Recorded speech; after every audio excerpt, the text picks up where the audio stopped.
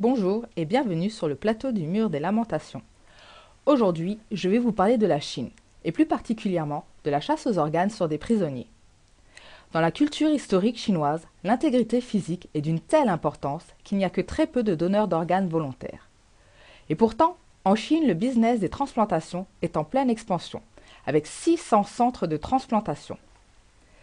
Chaque transplantation de cœur ou de foie peut rapporter plus de 100 000 $. On note particulièrement des temps d'attente très courts pour des transplantations, en comparaison à d'autres pays.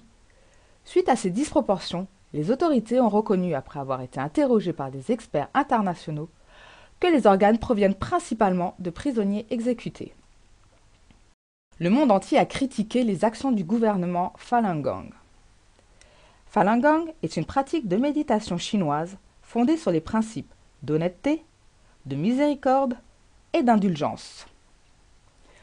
Le Parti communiste chinois a interdit la pratique du Falun Gong lorsque le nombre de ses adeptes a grossi jusqu'à des millions et a dépassé le nombre des membres du Parti communiste.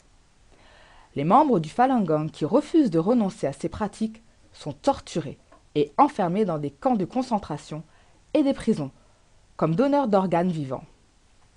Après coup, les cadavres sont brûlés afin de détruire toute preuve. Les médias parlent peu de ces pratiques. Il est grand temps que ça change. Tant que le business des transplantations sera si florissant, il semble inévitable qu'il ait lieu à des actes criminels, comme la chasse aux organes, sur des gens sans défense. Quand est-ce qu'une juste punition sera infligée aux responsables de ces liens funestes entre la politique, la médecine et l'industrie pharmaceutique?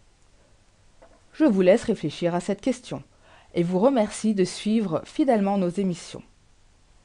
Au revoir et à très bientôt pour une nouvelle émission du Mur des Lamentations.